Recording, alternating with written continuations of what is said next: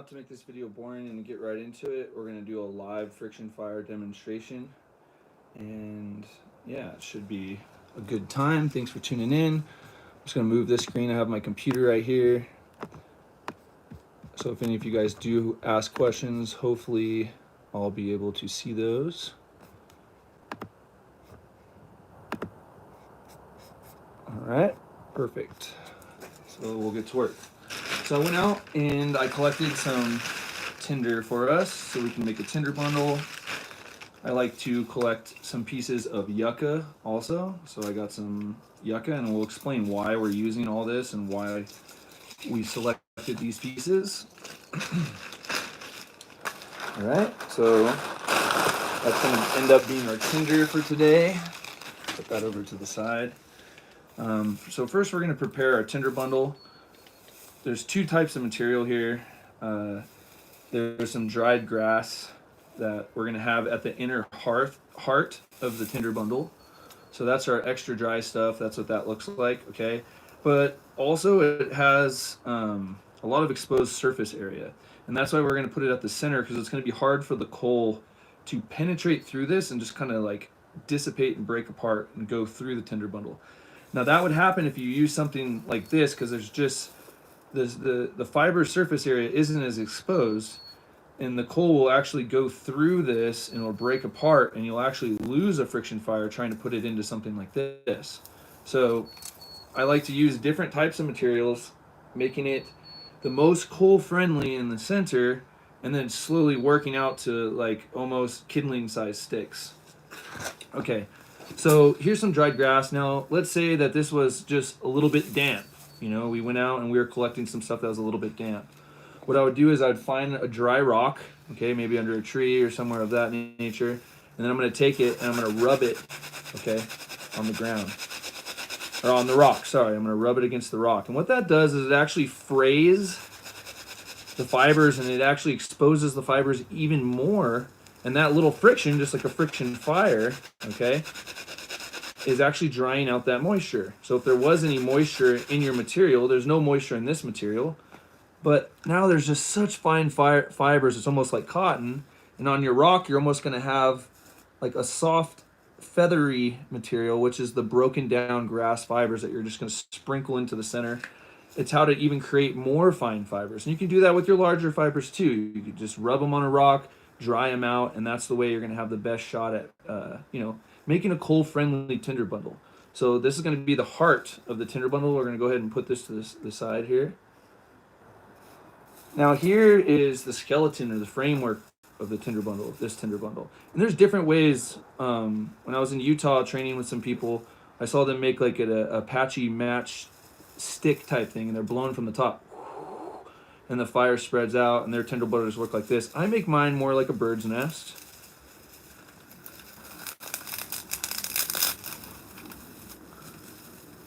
Okay, so I'm just going to take this, I'm going to open this up.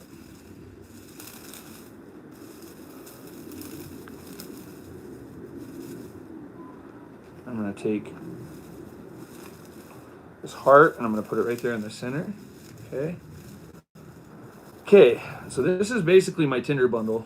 Long story short, I could collect some of this if I wanted it. Okay. But I'm even going to add, and we're going to freshen this up even more. Okay, you can see the 2 layers clearly here. I want 3 layers in this tinder bundle, at least 3. So what I'm going to do is I'm going to set that aside. And while I was out collecting some tinder, I saw some dried yucca stalks. Okay, and yuccas seasonally grow up a stalk from the center, and in the center part of that stalk is a very pithy material. And this pithy material is almost like styrofoam. And when a coal touches this, okay, or just a little bit of heat touches this, it will ignite and it will hold a coal phenomenally. So what I want to do is, there's different ways of doing this. One, I could break small pieces and I could just add it into the heart. And what's going to happen is when I get my little coal from my friction fire and I put it into this tinder bundle, that coal is going to end up touching pieces of this yucca. And it's just going to expand the coal out to the entire surface. So if the coal touched this and I'm blowing oxygen onto it, that coal is going to expand the entire circumference of this piece, the entire perimeter of this piece, And now imagine all that heat coming into your Tinder bundle. So these are like the little secrets you're looking for. Now you can find mushrooms and things of that, obviously non-poisonous mushrooms, and things of that nature, fungus, to do the same trick, okay? This would be a coal extender or something of that nature. And I do things a little slightly different when it comes to the Ember Tray and stuff. And my Ember Trays are coal extenders, and I'm going to show you that, okay? And I do use the Yucca for that. So I'm putting in these little pieces. Another way you could do that, if you were just worried that you're going to put the coal in here and maybe there's moisture, like you truly do have moisture in your kit here, in your bundle. And I want to ensure, okay, that my coal is going to touch. I'll cut these little thin strips. It's almost like feather sticks of styrofoam. Look at that. Woo! See, now that I'm getting it flat, I can really get these little sticks.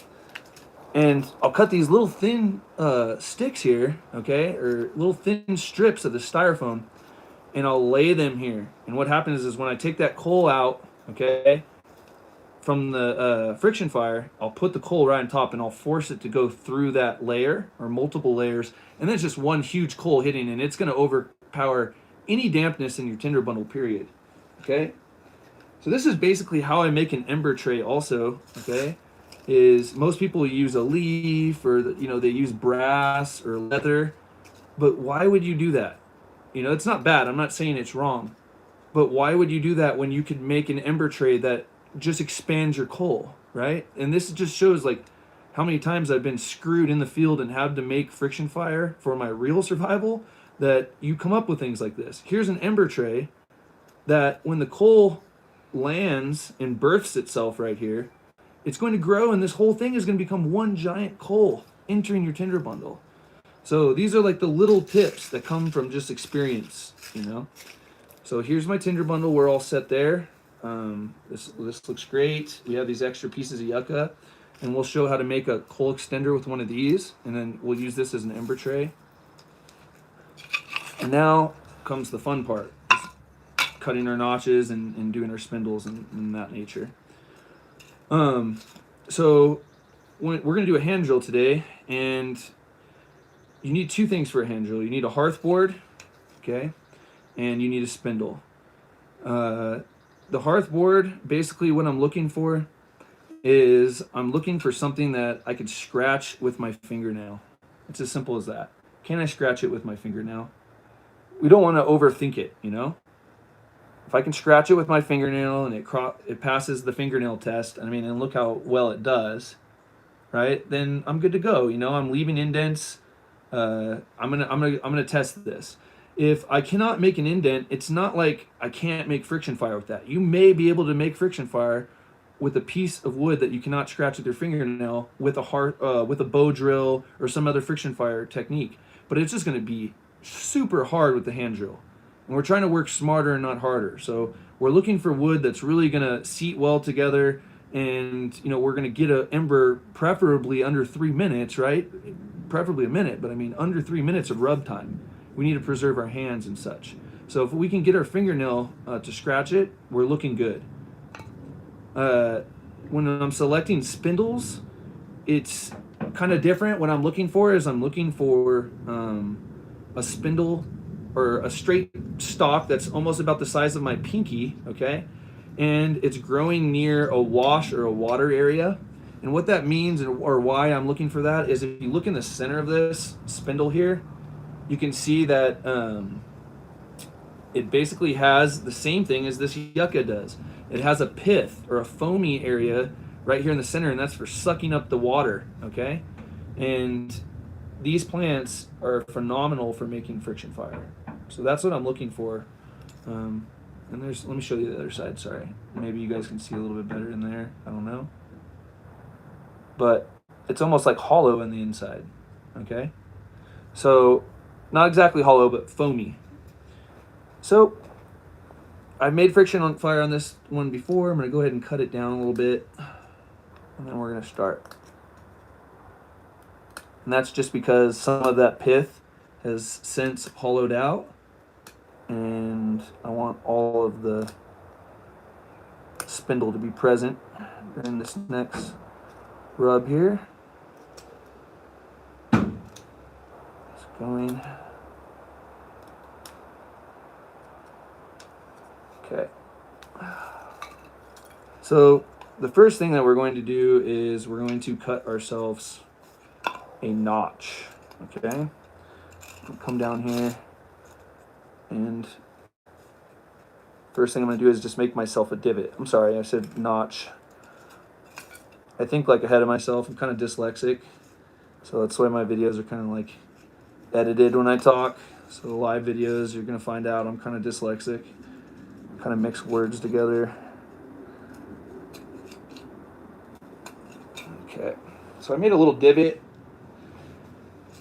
and use something to kind of hold this down.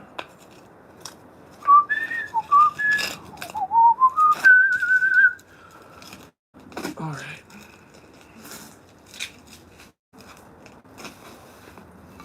So the first thing we're going to do is we got to seat this spindle, okay? So we're going to make it smoke right now. And then after it smokes, I'm going to have a better idea of where to cut it. And then we're going to talk about hand techniques and everything like that.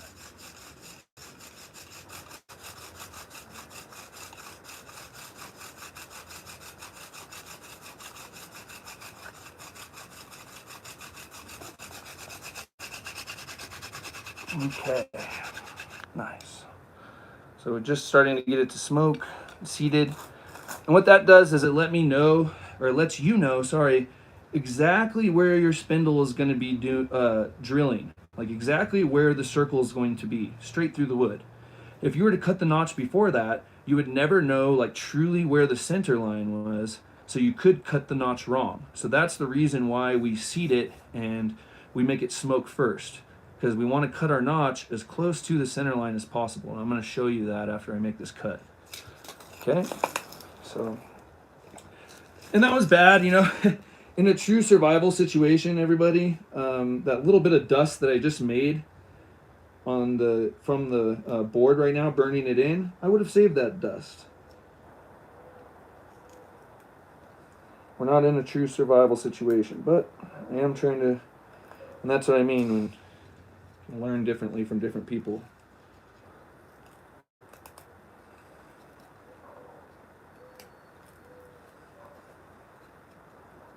Never cutting towards myself. I'm going to turn my material around every time. You're going to see me do that. Last thing I want to do is cut myself in my backyard or in a survival situation.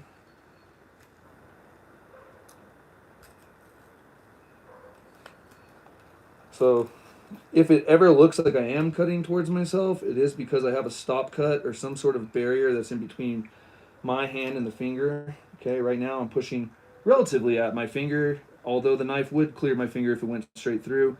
It would have to cut through all this material before getting there, and I'm more in a whittling fashion, and I'm not putting a lot of pressure because I want to have a precise precision cut. So there's not a lot of force that's going on. My knife is very sharp. I think that you should have a sharp knife for doing bushcraft or whatever you're going to be doing. I know dull knives are, to me, very unsafe because it makes you push harder than you need to. You don't want to have to be pushing hard. So there's my little tip on knife safety on top of that. Okay, a little more material came out of there than normal, but that's okay. This is at a weird angle too because I cut this one in, so this notch is going to kind of look funky. But there it is. Can't hide from it. I'm pointing to it with my finger. Okay, there's the notch. And now we're good to go. Okay, so let me get the Ember Tray underneath here. Let me grab the camera really quick. All right. So I'm going to come over here. I'm going to show you from right here. This is the Ember Tray. This is what's going to catch the ember once it's produced from this little notch here. So I put that right there. I'm going to rub the spindle, okay, in this hole, You're going to watch this. I'm going to rub it in this hole together.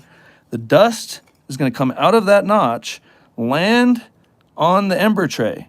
Then I'm going to take the Ember Tray and I'm going to put it into the Tinder Bundle. That's the gist of friction fire, okay? I'll put this back over here. And we're about to start. Okay, so there's different things. We're gonna talk about hand drills, or hand techniques. I'm not just gonna rub this out really fast, okay? First off, there's different ways of how I should be rubbing my hands, okay? And I wanna hold this with my knee or it's gonna be moving all around. Just take a little stick and you can go ahead and put it on there and then put your knee on there, okay? And now that's holding the hearth board and it's not gonna move around on you. All right.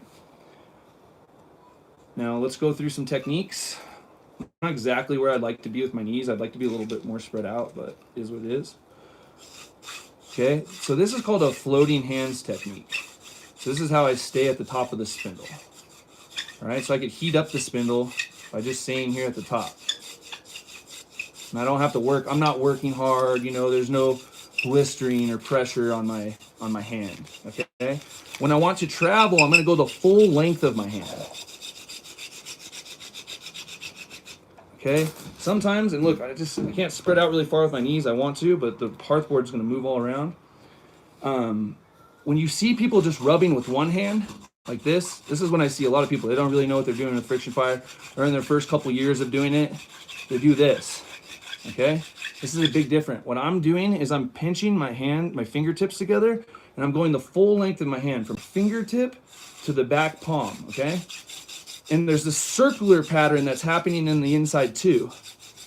And that's what keeps me up top. But still, when I'm going down, all that pressure. Look, just one pass, and I almost made a cool when I'm going fast. Like, look, I'll show you. When I'm pushing down, it's coming from my lower back, coming in over the spindle. So you already made a coal. That's my lower back coming and hitting down hard. Boom. I'm just adding dust to it. I just want a lot of dust, but I made a coal in the first couple passes. And that's just because I'm putting it down from my lower back onto the spindle. I'm not pushing with my hands. I see people blow their hands out because they sit there and they're pushing so hard with their hands. It comes from your lower back. It comes from your posture and the way that you lean. Okay. So, like Les Stroud said, you're not going to rush this part, right? You're just going to let it sit and pass it. And remember, since you're doing it the Keel way, the Chad Keel way, your Ember Tray is a coal extender. But let me show you this. Yucca, right? If we touch this to the coal itself, and pull it off, now I just made myself a coal extender. Check that out, right? Now this could either go in my Tinder Bundle with this coal, or this piece could just sit to the side, and then if I fail, I have another coal ready to go. You see, this is experience. Okay? So I put that to the side. All right, now we're going to take the original coal, and we're going to go ahead and put it in. Like I said, I'm leaving the whole coal. I'm leaving the tray, because the tray is a coal now. I'm going to have to get back, because I want to stand up and do this. You guys see.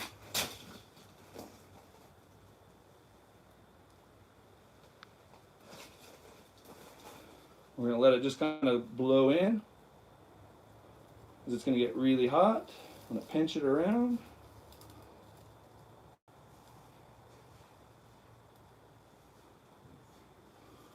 And there we go. Look, guys, I'm not joking around. This is how easy friction fire can be. You don't have to make it all difficult and stuff. You just have to do it right.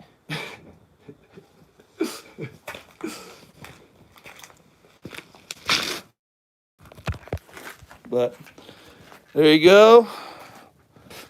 It's just done right, the tinder was set up right, the coal extender, everything was just done right. And that's the way it has to be. When you do it right, it's not hard work. It's just as easy as breaking out a lighter almost. But thank you guys for tuning in. That's your Friction Fire Live. I'm going to post this video. I'm going to try to go live a lot more, guys, because, yeah, I'm like right there on YouTube to be monetized or whatever. So I want to keep on just doing these live videos, trying to block the sun. I'm going to keep doing these live videos and see where it goes. I hope you guys like them. If you did like it, let me know.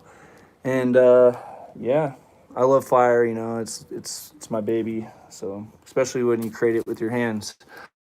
I hope you like that. I hope you enjoyed it because it's a lot of fun. I think that you guys could do it. Just do it right, you know? Go about it the right way and you'll get it. It'll be easy and you'll have a great time. All right, love you guys. Thanks for all the support and I'll talk to you.